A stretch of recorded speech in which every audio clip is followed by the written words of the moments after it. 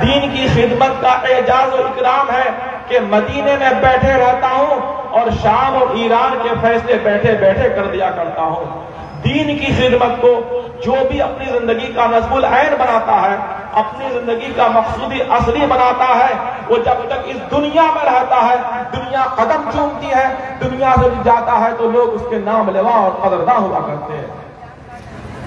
ہماری عزت دولت و ثروت سے وابستہ نہیں ہے، ہماری عزت ہمارا وقار عہدہ و منصب سے نہیں ہے، ہماری عزت و وقار زمین و جائیداد سے نہیں ہے، ہماری عزت اور ہمارا وقار دین سے جڑنے میں ہے، دین کی خدمت کرنے میں ہے۔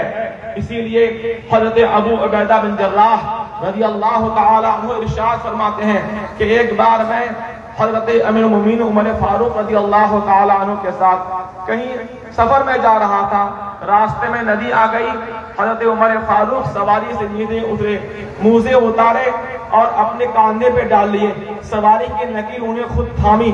میں نے عرض کیا حضرت آپ امیر المومنین ہیں، خلیفۃ المسلمین ہیں، سارے مربع میل پر آپ کی حکومت ہے، آپ کی اس طرز عمل سے آپ غیروں کے دلوں سے آپ کا رعب و دبدبہ اڑ جائے گا، ہیبت اڑ جائے گی، لہذا نکیل ہمیں تھما دیں اور موزے ہمیں دے دیں۔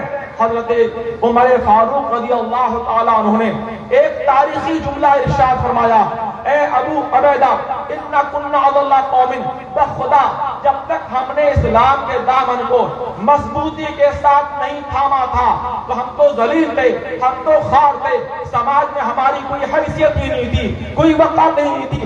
جب سے ہم نے دین اسلام کے دامن کو مضبوطی کے ساتھ تھاما ہے، دین کی خدمت کو اپنی زندگی کا ہدف بنایا ہے، تب سے اللہ رب العزت نے ہمیں معزز بنا دیا ہے، ہمیں باوقار بنا دیا ہے۔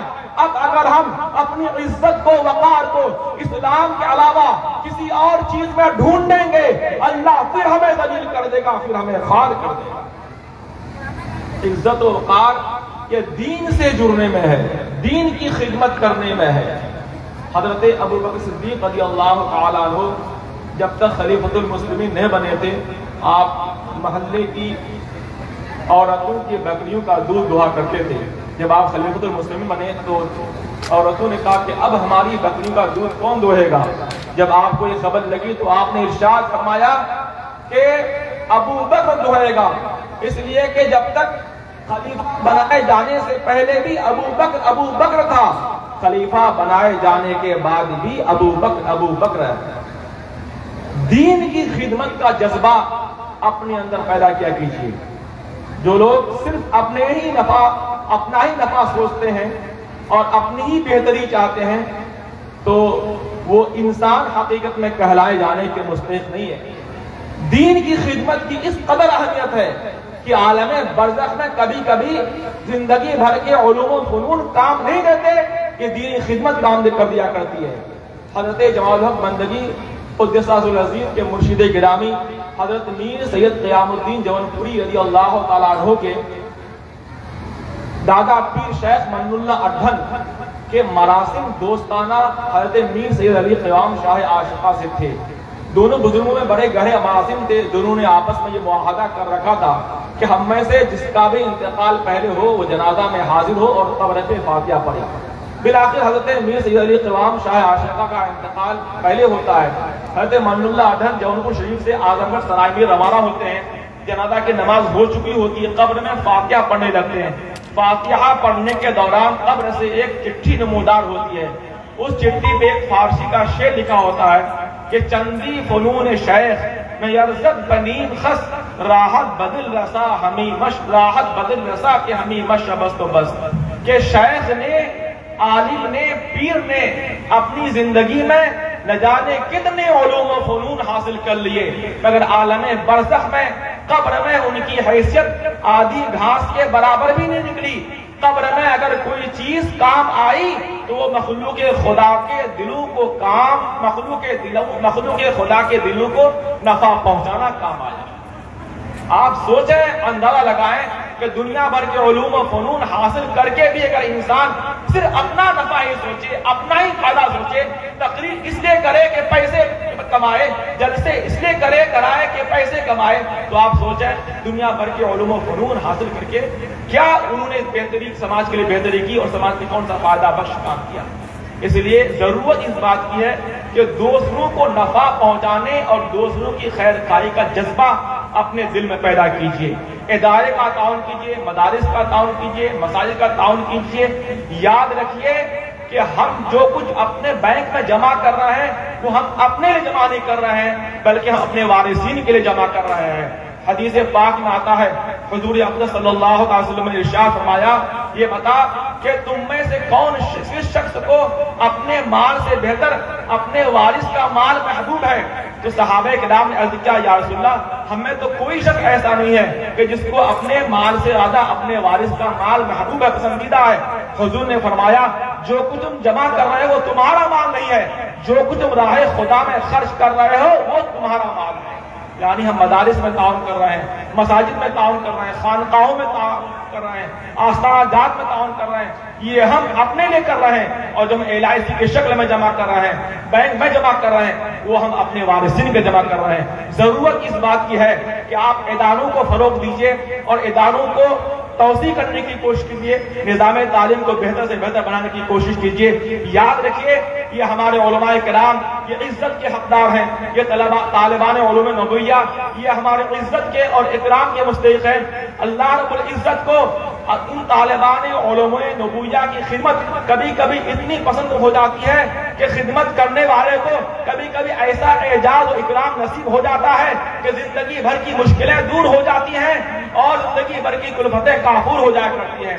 حضرت محمود غزنوی رضی اللہ تعالیٰ عنہ جو بہت ہی علماء دوست بادشاہ گزرے ہیں، ان کو 3 باتوں میں بڑا شک رہا کرتا تھا. ایک یہ کہ قیامت کب قائم ہوگی، قیامت کا قائم ہونا حق ہے یا نہیں، اور دوسرا یہ کہ یہ حدیث پاک العلماء ورثۃ الانبیاء کے علماء انبیاء کے وارث ہیں، یہ حدیث اسنادی اعتبار سے صحیح ہے یا موضوع ہے، یہ غریب ہی ہے. اور تیسری چیز یہ کہ میں سلطان صدرالدین کا بیٹا ہوں یا نہیں. ان 3 باتوں کے حوالے سے سلطان صدرالدین کو بڑا شک رہا کرتا تھا. علماء کرام کی بارگاہوں میں دستک دیتا، حاضری دیتا، مگر کہیں تشفی بخش ان کو جواب نہیں ملتا تھا اور وہ مطمئن نہیں ہوتا تھا. ایک دن وہ بستر پر پڑا ہوا اسی خیالات میں مگن تھا، نیند کسی بھی حال میں ان کو آ رہی تھی، کروٹ لے رہا تھا. ایک اس کے دل میں یہ بات آئی کہ اپنے خادم کو حکم دیا اور کہا شاہی فانوس لایا جائے، اس میں زیتون کا تیل لایا جائے، بادشاہ کہیں ٹہلنے کے لیے جانا چاہتا ہے. حکم کی تعمیل کر لی گئی. خادم خاص زیتون کا تیل شاہی فانوس میں ڈالتا ہے اور وہ شاہی فانوس آگے آگے لے کر خادم خاص جا رہا ہوتا ہے. جب چلتے چلتے بہت دور پہنچا تو دیہات میں پہنچنے کے بعد سلطان محمود غزنوی نے دیکھا کہ ایک طالب علم ایک دکان سے دور اپنی کتاب پڑھ رہا ہے. اس طالب علم کو جہاں سبق کا جس حصہ دیکھنے کی ضرورت محسوس ہوتی ہے، ایک دکاندار کے پاس آتا ہے اور اس کے چراغ میں اس سبق کو وہ دیکھ لیتا ہے. پھر جا کر وہ وہاں پر دور جا کر سبق یاد کرنے لگتا ہے. جب سلطان محمود غزنوی نے بار بار اس کی اس عمل کو دیکھا، اس کے قریب گیا اور کہا میاں تم پورا سبق جا کر اسی چراغ کے پاس یاد کیوں نہیں کر لیتے؟ وہ غریب طالب علم کہتا ہے کہ ماجرا یہ ہے کہ میرے پاس اتنی استطاعت اور طاقت نہیں ہے کہ میں اپنا چراغ خرید سکوں، اس میں تیل ڈال کر میں اس کو روشن کر کے چراغ اپنی کتاب کا سبق یاد کر سکوں. یہ دکاندار ایک بنیے کا ہے، ایک کافر کا ہے. میری غیرت ایمانی یہ برداشت نہیں کرتی کہ میں پورا سبق اس کہتے ہیں بنیے کے چراغ کی روشنی میں یاد کروں. سلطان محمود غزنوی کی یہ دل میں انقلاب پیدا ہو گیا اور دل میں یہ فیصلہ کیا کہ شاہی فانوس کا حقدار میں نہیں ہوں، یہ غریب طالب علم ہے. خادم خاص کو حکم دیتا ہے کہ شاہی فانوس اس غریب طالب علم کو دے دیا جائے. واپس محمود غزنوی اپنے محل میں آتا ہے اور سو جاتا ہے. بخت خدا جاگ جاتا ہے، سوہری قسمت جاگ جاتی ہے اور اسی رات میں حضور اقدس صلی اللہ علیہ وسلم کے جمال جہاں کا دیدار نصیب ہو جاتا ہے. اللہ کے رسول علیہ السلام ارشاد فرماتے ہیں، اے سلطان صدرالدین کے بیٹے محمود غزنوی، آج تم نے میرے ایک وارث کی نائب کی خدمت کی ہے، کل اللہ تبارک و تعالی قیامت میں تمہیں اس کا بہتر بدلہ عطا فرمائے گا.